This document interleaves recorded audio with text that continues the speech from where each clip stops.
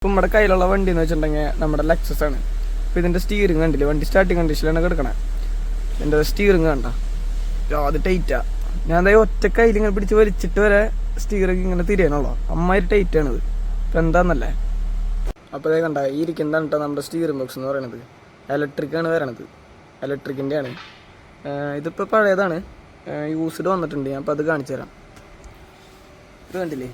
അപ്പോൾ ഇതിൻ്റെ വണ്ടിയിൽ ഇരിക്കണതിനുള്ള കംപ്ലൈൻറ്റ് എന്ന് വെച്ചിട്ടുണ്ടെങ്കിൽ നമ്മുടെ മഴ വന്ന സമയത്ത് നൈസായിട്ട് ഇതിൻ്റെ ഉള്ളിൽ കൂടെ വെള്ളം കയറി അങ്ങനെ അടിച്ചു പോയതാണ്. അപ്പോൾ ആൾക്ക് ആ സമയത്തോ അതിൻ്റെ വ്യത്യാസമൊന്നും ഒരു കുഴപ്പമുണ്ടായിരുന്നില്ല. ഒരു ഏകദേശം 1-2 ആഴ്ച കഴിഞ്ഞപ്പോഴാണ് ആൾക്ക് സ്റ്റീറിങ് ടൈറ്റായി തുടങ്ങിയത്.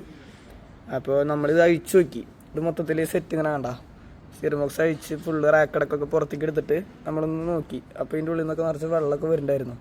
പിന്നെ ഒന്ന് ക്ലീൻ ചെയ്തിട്ടൊക്കെ ഒന്ന് സെറ്റ് ചെയ്ത് ഇട്ട് നോക്കി, ഒരു രക്ഷയില്ല. പിന്നെ കസ്റ്റമർ പറഞ്ഞ യൂസ്ഡ് മതി, കുഴപ്പമൊന്നുമില്ല എന്ന് പറഞ്ഞു. അങ്ങനെ യൂസ്ഡ് കൊണ്ടുവന്നിട്ടുണ്ട്. പിന്നെ ഇത് കയറ്റി വെക്കണം. ഈ 2 സ്റ്റീറിംഗ് ബോക്സ് തമ്മിലുള്ള വ്യത്യാസം കാണിച്ചു തരാം. ഇതാണ് ഞാൻ പറഞ്ഞ യൂസ്ഡ് കൊണ്ടുവന്നുള്ളത്. അപ്പോൾ ഇതൊന്ന് ഞാൻ വെച്ചിട്ട് കാണിച്ചു തരാം കേട്ടോ. ഇത് കണ്ടില്ലേ, വളരെ സിമ്പിളായിട്ട് കണ്ട തിരിയണേ ഒറ്റ കയ്യിൽ തന്നെ. ഇനി ഞാൻ പഴയ ഇതിലേക്ക് ഇട്ടിട്ട് കാണിച്ചു തരാം കേട്ടോ. ഇതാണ് വണ്ടിയുമ്മക്ക് ഇടുന്നിരുന്നത് കേട്ടോ. അപ്പോൾ ഇതിൽ വെക്കുമ്പോൾ ഞാൻ കാണിച്ചു തരാം.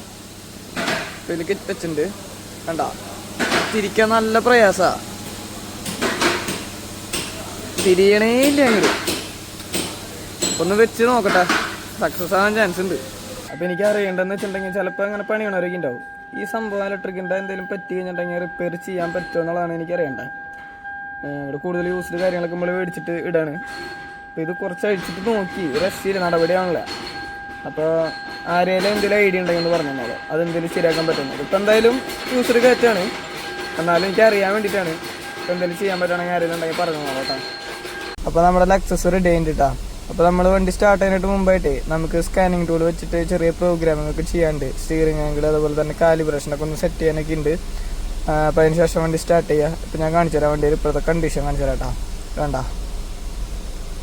സിമ്പിളായിട്ട് സാധനം വർക്കാവുന്നുണ്ട് വേണ്ട. വർക്കൊക്കെ കഴിഞ്ഞിട്ടുണ്ട്, എല്ലാം സെറ്റായിട്ടുണ്ട്.